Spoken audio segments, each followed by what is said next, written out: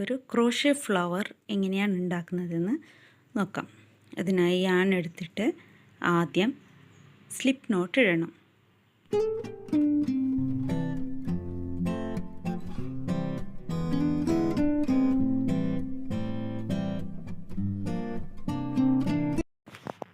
Slip not ഇട്ടതിന് ശേഷം 5 chain സ്റ്റിച്ചാണ് നമുക്ക് ചെയ്യേണ്ടത്.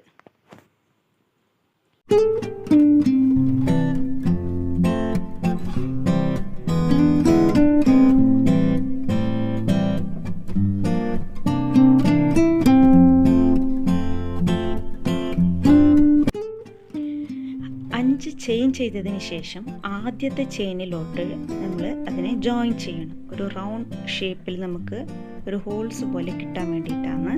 അപ്പോൾ നമ്മൾ ആദ്യത്തെ ചെയിനിലേക്ക് ജോയിൻ ചെയ്യണം. അതിനായിട്ട് സ്ലിറ്റ് സ്റ്റിച്ച് ചെയ്യണം. സ്ലിറ്റ് സ്റ്റിച്ച് എന്ന് വെച്ചാൽ ആദ്യത്തെ ചെയിനിലോട്ട് നമ്മൾ നീഡിൽ കയറ്റിയിട്ട് അതിൻ്റെ ഉള്ളിൽ കൂടെ യാൺ എടുത്ത് അപ്പോൾ നമുക്ക് 2 ലൂപ്പ് കിട്ടും. അതിനെ വലിച്ചെടുക്കുമ്പോഴാണ് സ്ലിറ്റ് സ്റ്റിച്ച് ആവുന്നത്.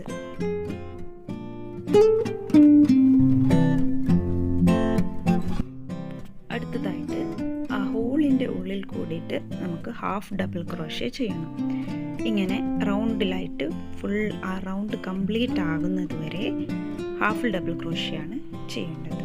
ഈ സ്റ്റിച്ചസിൻ്റെ ബേസിക് ക്രോഷ്യ സ്റ്റിച്ചസിൻ്റെ വീഡിയോ ഞാൻ ചെയ്തിട്ടുണ്ട്. അത് ഞാൻ ഡിസ്ക്രിപ്ഷൻ ബോക്സിൽ ഇടാം. അപ്പോൾ എന്താണ് ഈ ബേസിക് സ്റ്റിച്ച് എന്ന് മനസ്സിലാകാത്തവർക്ക് ആ വീഡിയോ കണ്ടാൽ എന്താണ് ബേസിക് സ്റ്റിച്ച് എന്ന് മനസ്സിലാക്കാൻ പറ്റും.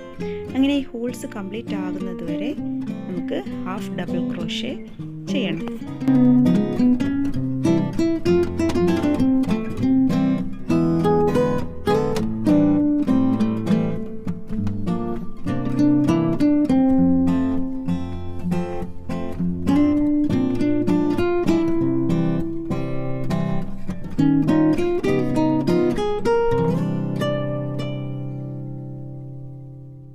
ഇപ്പോൾ ഒരു റൗണ്ട് കംപ്ലീറ്റ് ആയിട്ടുണ്ട്. അതിൻ്റെ എൻഡ് നമുക്ക് സ്ലിറ്റ് സ്റ്റിച്ച് ചെയ്ത് ജോയിൻ ചെയ്യാം. ഇപ്പോൾ ഹാഫ് ഡബിൾ ക്രോഷ്യ ഒരു റൗണ്ട് ഫുള്ളായിട്ടും കംപ്ലീറ്റ് ആയിട്ടുണ്ട്. ഇനി അടുത്തതായിട്ട് നമുക്ക് ഈ ഫ്ലവറിൻ്റെ നമ്മൾ ചെയ്യാൻ പോകുന്ന ക്രോഷ്യ ഫ്ലവറിൻ്റെ ഇതൾ ചെയ്യാനായിട്ട് ആദ്യം 15 ചെയിൻ സ്റ്റിച്ച് ചെയ്യണം.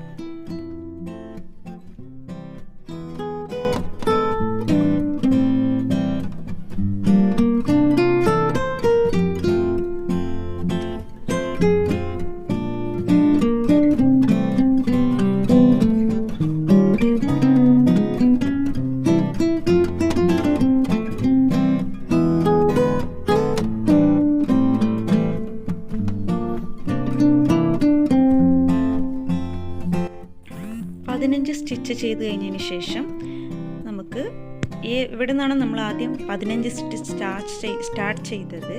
അതിൻ്റെ നെക്സ്റ്റ് ചെയിനിലേക്കാണ് നമ്മൾ സ്ലിറ്റ് സ്റ്റിച്ച് ചെയ്ത് ജോയിൻ ചെയ്യേണ്ടത്.